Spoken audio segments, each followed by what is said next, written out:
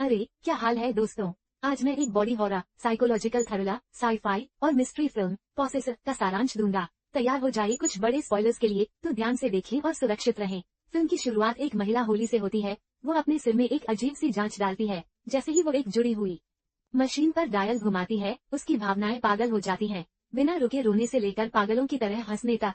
उसकी आंखों में एक अजीब चमक है जब वो मशीन से डिस्कनेक्ट करती है और काम के लिए तैयार होती है। होली एक शानदार पार्टी में जाती है, एक होस्टेस के रूप में घुल मिल जाती है। सब कुछ सामान्य लगता है जब तक कि वो एक अमीर वकील के पास नहीं जाती, चाकू निकालती है और उसे गर्दन और पेट में बेरहमी से चाकू मार देती है। पार्टी में आए लोग घबरा जाते हैं और भाग जाते हैं, मदद के लिए पुकारते हैं। होली खून में आनंदित होती है। ऐसा लगता है जैसे वो हिंसा का आनंद ले रही है। फिर वह अपने पास से एक बंदूक निकालती है, उसे अपने मुंह में डालती है और कहती है, मुझे बाहर निकालो। लेकिन जब वो ट्रिगर खींचने वाली होती है, उसका शरीर मना कर देता है। इसके बजाय होली बंदूक को आने वाली पुलिस की ओर इशारा करती है और इससे पहले कि वो कुछ समझे, वे उसे गोली मार देते हैं। जैसे ही होली को गोली लगती है, दृश्य एक ऑफिस बिल्डिंग में बदल जाता है। यहाँ हम तजिया तास बॉस से मिलते हैं। उसे एक अजीब मशीन से हटाया जा रहा है और हम जल्दी ही कुछ चौंकाने वाला सीखते हैं। तास एक पोसेसर है। वो आपकी सामान्य हत्यारा नहीं है। उसका दिमाग अन्य लोगों के शरीर में प्रत्यारोपित किया जाता है ताकि बिना पकड़े हिट्स को अंजाम दिया जा सके। होली की आंखों में वो चमक, ये संकेत था कि वो अपने शरीर पर नियंत्रण में नहीं थी।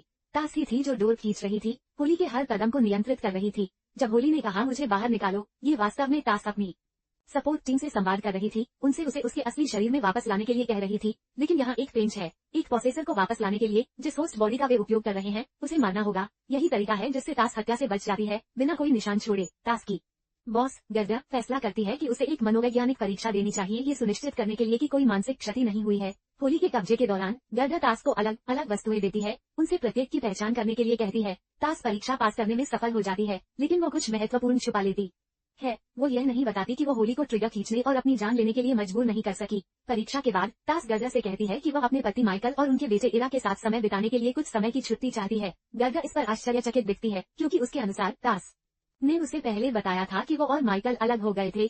वास्तव में तास ने उल्लेख किया था कि उसे अपने परिवार के लिए खतरा महसूस होता है, लेकिन तास भ्रमित लगती है, जैसे कि वो उस बातचीत को बिल्कुल याद नहीं कर सकती। तास अपने परिवार के घर के बाहर खड़ी होती है, यह अभ्यास करती है कि वह क्या कहेगी और जब वो उन्हें देखेगी तो कैसे व्यवहार करेगी। ऐसा लगता है जैसे वो अपनी भावनाओं को नकली बनाने की कोशिश कर रही है ताकि सामान्य दिख सके, जो उसके ठंडे लगभग निर्दयी पक्ष को दिखाता है। एक बार जब वह तैयार हो जाती है तो वो अंदर जाती है और उसका परिवार उसे गर्मजोशी से स्वागत करता है। सब कुछ परफेक्ट लगता है। बाद में वे एक साथ बैठकर समाचार देखते हैं। एक रिपोर्ट आती है वकील की हत्या के बारे में, जिसे तास ने होली को नियंत्रित करते हुए किया था। तास बस चुपचाप देखती रहती है, लेकिन अंदर चीजें हिलने लगती हैं। उस रात जब वह और उसका पति माइकल अंतरंग होते हैं, तास का मन वकील की हत्या की याद में चला जाता है। यह उसे डराता नहीं है, वास्तव में यह उसे उत्तेजित करता है। उसके मन में माइकल के गले से खून बहने की परेशान करने वाली छवियां चमकती हैं और यह स्पष्ट है कि वो इन हिंसक विचारों को नहीं हिला सकती अब, और इसे सहन नहीं कर पाने के कारण तास गर्दा को कॉल करती है और कहती है कि वो काम पर वापस आना चाहती है, उस समय की छुट्टी को छोड़कर जो उसने मांगी थी।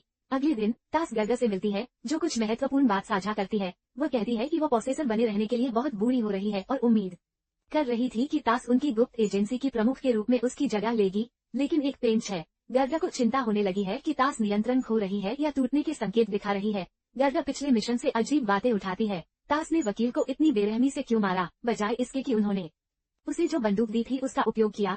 ये जल्दी और साफ होना चाहिए था, लेकिन तास ने एक बहुत ही गंदे हिंसक तरीके का सहारा लिया। तास खुद को समझाती है, गर्दा को एक कारण देती है, और भले ही गर्दा एक पल के लिए चिंतित दिखती है, वह तास के जवाब को स्वीकार कर लेती है। फिलहाल गर्दा तास को उसके अगले मिशन के बारे में जानकारी देती है, जो उनकी कंपनी द्वारा अब तक की सबसे बड़ी नौकरियों में से एक होने के लिए तैयार है। उन्हें एक आदमी ने काम पर रखा है जिसका नाम रीड है, जो चाहता है कि वे उसके सौतेले पिता जॉन पासे को खत्म कर दें, जो एक शक्तिशाली व्यक्ति हैं और डेटा माइनिंग में विशेषज्ञता वाली एक बड़ी कंपनी के मालिक हैं। लेकिन बस इतना ही नहीं, रीड ये भी चाहता है कि उसकी बहन एवा को भी मार दिया जाए ताकि जॉन के जाने के बाद वो पूरी तरह से व्यापार पर कब्जा कर सके। गेरगा इस काम को लेकर उत्साहित है, क्योंकि एक बार जब वे इसे पूरा कर लेंगे तो उनकी कंपनी रीड को ब्लैकमेल कर सकेगी और जॉन की कंपनी पर नियंत्रण पा सकेगी।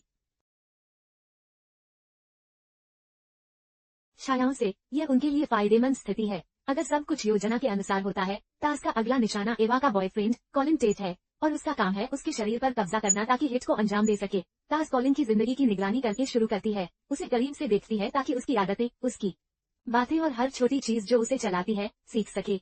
योजना सरल है। तास कॉलिन के दिमाग में 2 दिन बिताएगी, जिससे वह पहले अजीब तरह से व्यवहार करेगा और फिर वह एवा और जॉन दोनों की हत्या कर देगी एक भव्य गाला के बाद जो जॉन आयोजित कर रहा है। लेकिन एक बिल्ली कॉलिन के अंदर ज्यादा देर तक नहीं रह सकती। अगर वो 2 दिन से ज्यादा रहती है तो यह उसके अपने दिमाग को गंभीर रूप से गड़बड़ कर सकता है। इसके अलावा हमें पता चलता है कि जब भी वो किसी के शरीर पर कब्जा करती है उसे उनके दिमाग को पुनः समायोजित करना पड़ता है, ये सुनिश्चित करने के लिए कि वो उनके शरीर पर पूरा नियंत्रण रख सके। यही उसने पहले होली के साथ किया था। कंपनी कॉलिन का अपहरण करके और एक न्यूरल डिवाइस लगाकर योजना को आधिकारिक बनाती है उसके दिमाग में, ताकि तास समय आने पर कब्जा कर सके। तास कॉलिन के शरीर के अंदर जागती है और लगभग तुरंत ही एवा कुछ अजीब महसूस करने लगती है। वह कॉलिन पर अजीब व्यवहार करने का आरोप लगाती है, लेकिन तास शांत रहती है और नियंत्रण में रहने की कोशिश करती है। तास के नियंत्रण में कॉलिन जॉन की कंपनी में काम करने जाता है। वहाँ वह कॉलिन के साथ एक बातचीत करता है उसके सहकर्मी एडी के साथ। वे एक महिला रीटा के साथ कॉलिन के संभावित अफेयर के बारे में बात करते हैं। इस बीच कॉलिन का काम थोड़ा डरावना है। वो लोगों की वेबकैम के माध्यम से उनकी निजी जिंदगी पर डेटा इकट्ठा करने के लिए जासूसी कर रहा है। इस दिन वह व्यस्त है रिकॉर्डिंग में।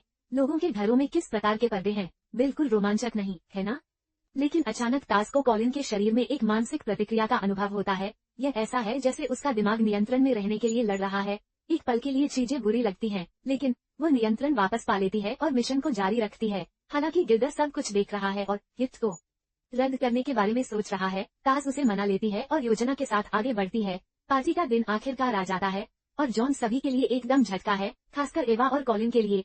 उसने जानबूझकर कॉलिन की जिंदगी को दुखी बना दिया है, उसे कंपनी में निम्न स्तर के काम करने के लिए मजबूर करके सिर्फ उसे परेशान करने के लिए। पार्टी के दौरान जॉन इसे एक कदम आगे ले जाता है और कॉलिन को सबके सामने अपमानित करता है। सभी मेहमानों के सामने उसे और भी छोटा महसूस कराता है। गिरजा, जो पूरी चीज देख रहा है, कहता है तास को कॉलिन से जॉन के साथ सार्वजनिक बहस शुरू करने के लिए। इस तरह ये बाद में समझ में आएगा जब कॉलिन हत्या के साथ आगे बढ़ेगा। कॉलिन निर्देशानुसार करता है, एक बड़ा दृश्य बनाता है। आखिरकार उसे पार्टी से बाहर निकाल दिया जाता है। बजाय छोड़ने के कॉलिन छिप जाता है, झाड़ियों में पार्टी के खत्म होने का इंतजार करता है और सही मौके का इंतजार करता है, बजाय जल्दी से बंदूक का उपयोग करने के जो कंपनी ने उसे दी थी। कॉलिन एक भयानक विकल्प बनाता है। वो एक आग का पोटल पकड़ता है और जॉन पर बर्बर हमला करता है, अराजकता और दर्द पैदा करता है। जब चीजें और भी खराब नहीं हो सकती थी, एवा दृश्य पर आ जाती है। घबराहट में कॉलिन उसे गोली मारता है, उसे बुरी तरह घायल कर देता है। एवा चीखती है और पीड़ा में तड़पती है, लेकिन कॉलिन वहाँ नहीं रुकता।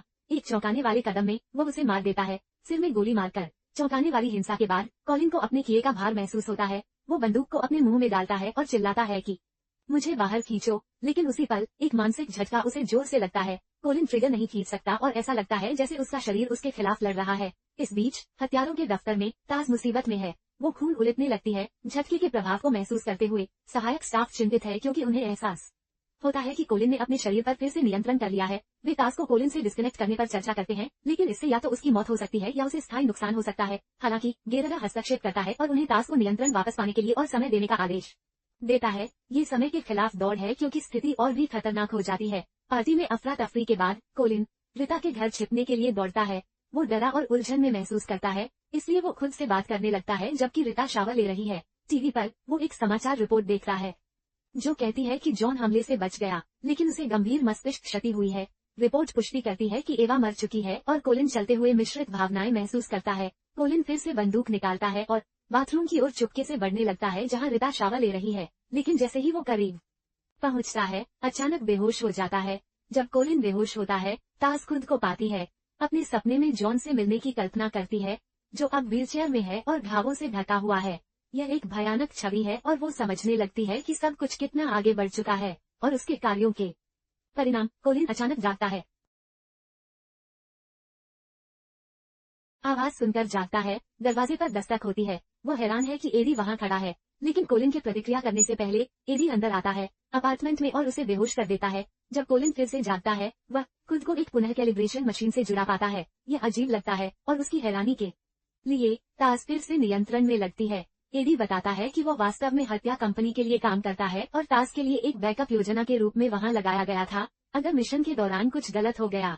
एडी तास से कहता है कि उसे आत्महत्या पूरी करनी होगी ताकि कंपनी के रहस्य सुरक्षित रहें। अगर वो ऐसा करती है तो वे उसे कॉलिन के शरीर से सुरक्षित रूप से बाहर निकाल सकते हैं, लेकिन तास मानती है कि वो अभी भी पूरी तरह से नियंत्रण में नहीं है। एडी उसे आश्वस्त करता है और कहता है कि वो कॉलिन की चेतना को ओवरराइड करने में उसकी मदद करेगा। साथ में वे नियंत्रण वापस लेने की एक जटिल प्रक्रिया शुरू करते हैं और यह समय के खिलाफ एक दौड़ है जो उन्होंने शुरू किया था उसे खत्म करने के लिए। जैसे जैसे प्रक्रिया चलती है कुछ अजीब होता है। कॉलिन की चेतना अचानक कमरे में प्रवेश करती है और तास पर हमला करना शुरू कर देती है। एक चौंकाने वाले पल में कॉलिन तास का चेहरा फाड़ देता है और उसे मास्क की तरह पहन लेता है। ये डरावना कार्य उसे उसकी यादों तक पहुंचने की अनुमति देता है, जिससे सब कुछ और भी भ्रमित हो जाता है। लेकिन फिर दोनों कोलिन और ताज बेहोश हो जाते हैं। जब कोलिन फिर से जागता है, ऐसा लगता है कि वो फिर से नियंत्रण में है, लेकिन उसके चारों ओर का दृश्य चौंकाने वाला है। वो नीचे देखता है और एरी को फर्श पर मरा हुआ पाता है। उसका दिल दौड़ने लगता है जब वो रीटा को देखता है, जो पहले हुई घटना से मरी हुई है। अचानक कोलिन का हाथ बंदूक पकड़ता है और उसे खुद पर निशाना बनाता है। जैसे ही वो ट्रिगर खींचने वाला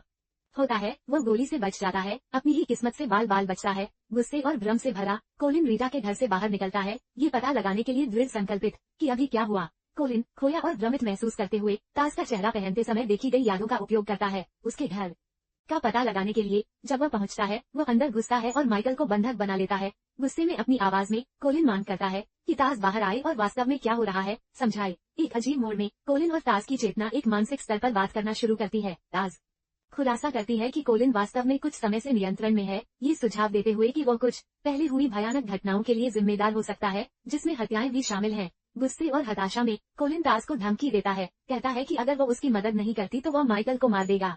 ताज उलझन में महसूस करते हुए कहती है कि वो माइकल से प्यार करती थी, लेकिन आश्चर्यजनक रूप से कोलिन को उसे मारने के लिए प्रोत्साहित करती है।